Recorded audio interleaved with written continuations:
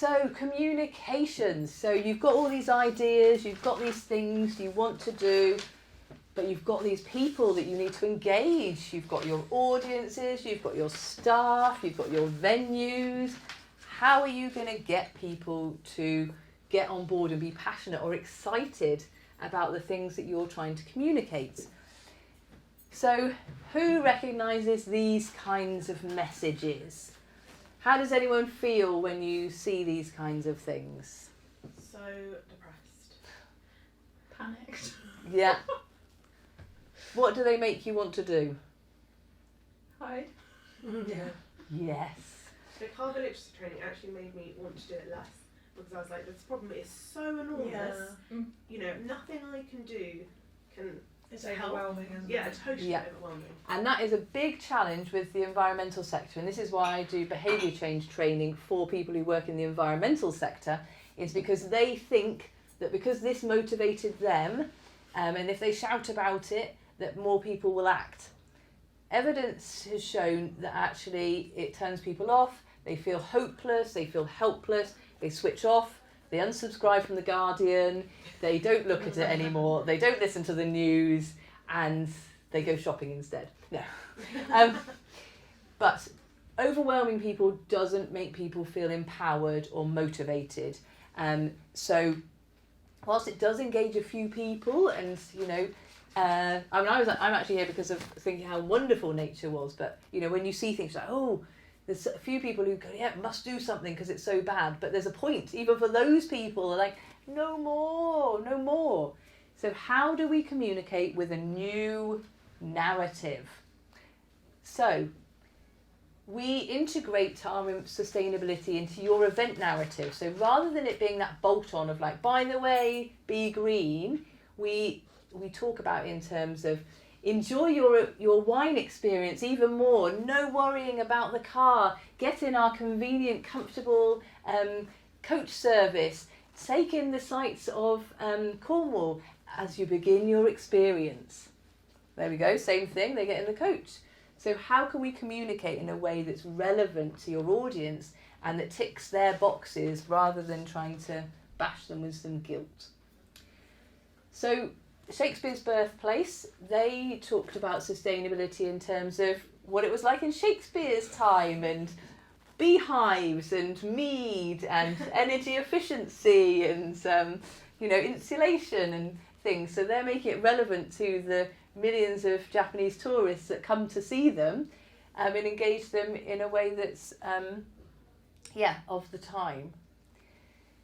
So we talk about things in terms of what everyone else is doing, rather than saying 77% of people don't recycle.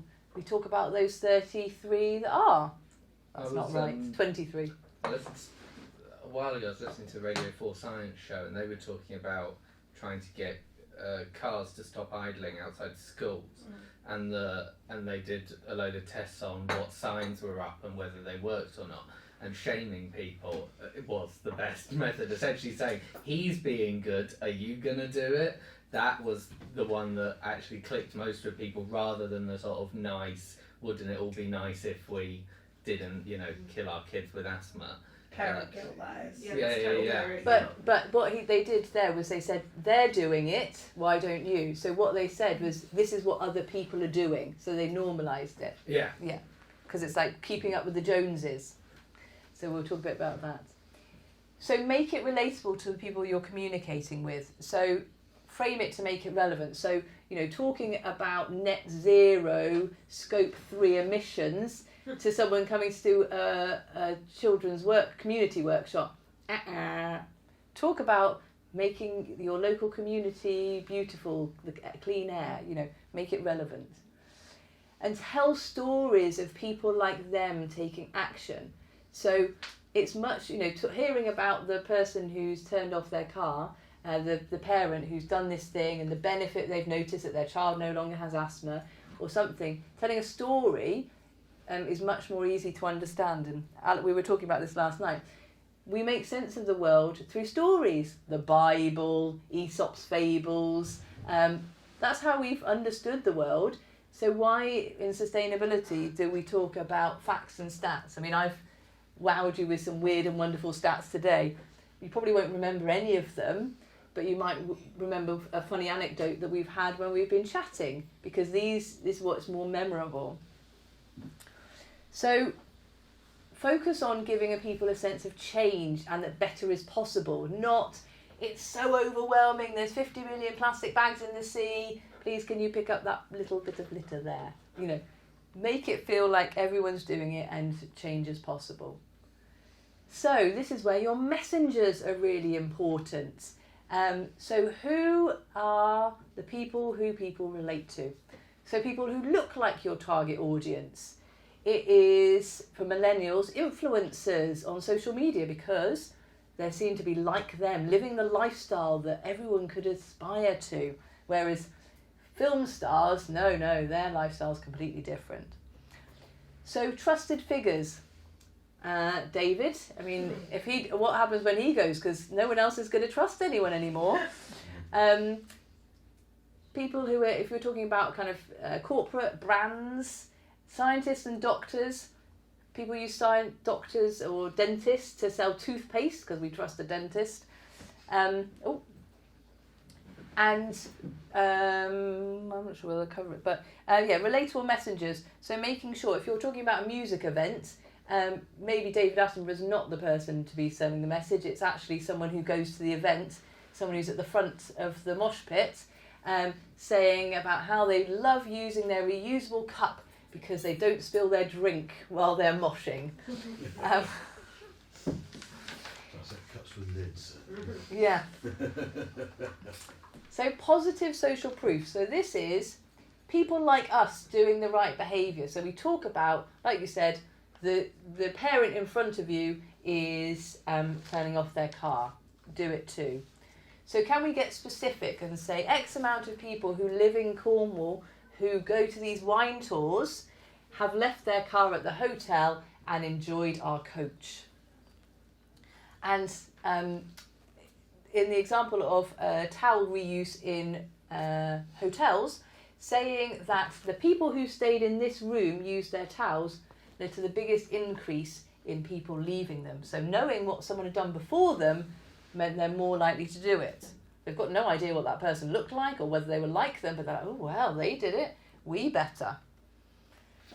So framing, so how we frame a message will influence how someone responds to it. So this is really bad, doom and gloom. Whereas, thank you for taking your rubbish home. Thank you for being part of our mission to recycle something. We're talking about what we want people to do. If we say don't litter, we're reinforcing littering. If we say thank you for taking your rubbish to the bin, we're also saying this is what everyone else is doing and this is the action. So at Durdle Door, they had some signs up saying 99% of people take their rubbish home. Let's make it 100%. And then with these ones, this is Dorset Council, they had, let's see if I've got the notes for it, they had something like 87 complaints of littering on the verge. They put up these signs and it went down to about 3, so it was big. So what are alternative frames that we can use? So veganism has been, it's F1 people, it's, who was I found out the other day? Messi, Lionel Messi is a vegan. It's not about kind of animal rights activists anymore. So how can we readdress it so that we talk about things that will benefit other people? So can we talk about the health benefits of drinking water? Can we talk about making friends while you get the lift sharing to your event? Like, what other things could we talk about rather than the environment? And going back to our bins, so our brains are wired to process one thing at a time. If you think you can multitask, it is a lie. Your brain is flipping between things very quickly, and so there's always a split second that you actually miss. So our brain filters out stuff, and we filter out things that we don't think is relevant. So I always use the example of when I started dating someone who was driving a small red car. Suddenly I saw small red cars everywhere. Never noticed these cars before. Why? Because my brain was like, this car is important, Livvy. That might be the man. Stopped dating them, got over it. Those cars disappeared. And I started looking for bicycles instead. So, we need to present information at the relevant time. So if we're talking about lift sharing, we need to be doing it at the point when someone's like, oh, how am I going to get to that event? Not at the point when they've probably just bought their ticket. So we need to be thinking, when's that relevant moment? And with these bins, we need to make it eyesight, so where someone can see it. We also need to make things salient. So how do we get people to see things? So our brains are drawn to things that are moving, out of place, and personalised. So you can use, in your email headers, write someone's name at the beginning of it and use an emoji. They're more likely to then, when they're skimming through, they'll notice those emails over other ones. So some things that are unexpected. So we've got these funny adverts for some laundry strips or something. They're like these crazy adverts, and it's like, well, it's not what you expect from an environmental campaign or some like eco product.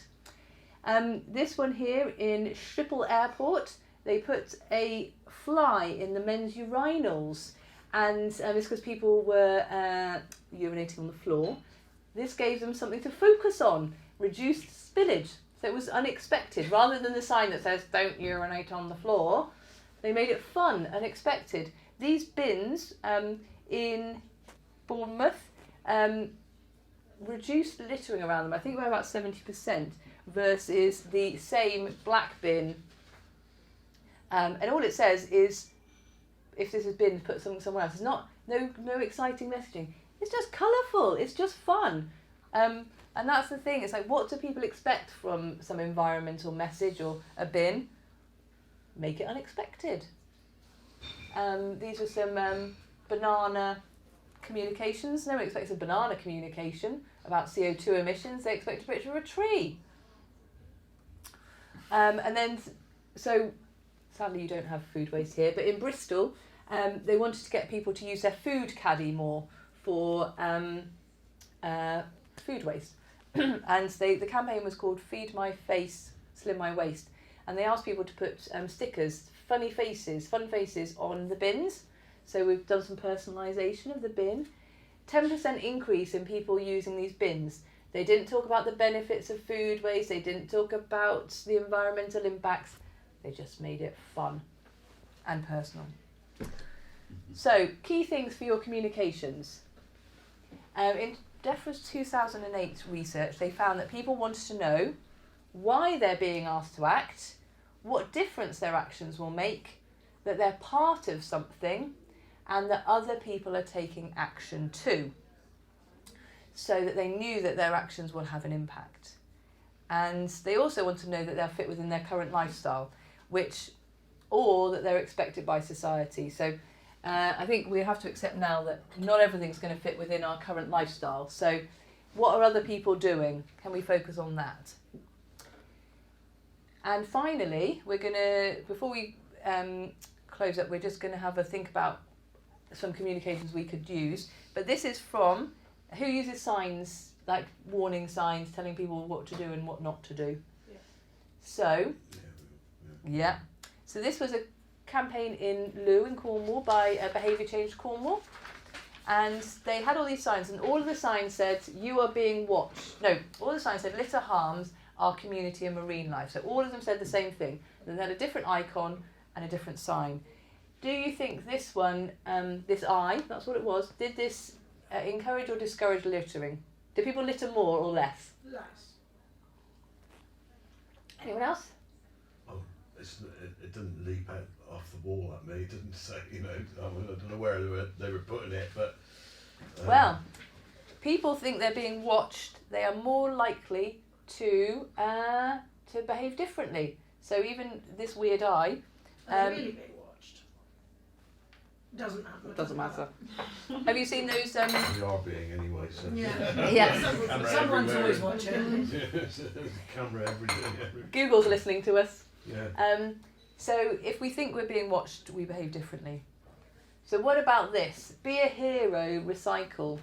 Or 9 out of 10 people use a bin. Don't be that guy in the end. I reckon 9 out of 10 people use a bin. Yeah. Maybe did, but Be a Hero didn't. Okay, anybody else? I think hopefully they both. So telling people what to do and what is expected, and focusing on how many people are doing the ideal behaviour, these reduce littering, so significant decrease. What about this one? Oh, you can, it's given away by the title. So same message, 1 out of 10 people litter. Well, then they think they can be that person. You're telling them what not to do. By just talking about the thing you don't want people to do, it's like pink elephant, don't think about the pink elephant. Saying to kids, don't run. Yes. They hear run. Exactly. They hear walk. Yeah, exactly. Yeah. That's a perfect example. Yeah. The brain doesn't, like, don't eat chocolate. Yeah. Chocolates. So, eat fruit. So, yeah. What about these ones? Oh, it says, it gives it away. So, littering is a crime. Everyone knows that no one does the fining. Lou is a strong community. People who don't live in Lou don't care. Yeah. So it doesn't mean anything. Like, No. what is that? That doesn't. A strong community and littering. Yeah. Like, you've got to make some Yeah. to do that, haven't you? But it shows that you can't, with the threats, you have to be vague. As soon as you're specific, then people have something to weigh up against, whether Yeah. they care or not. Yeah. If you're just vague, people are watching. Yeah, because someone's Yeah. watching, you don't know what the implication of Yeah. that is. Yeah. Yeah. Definitely.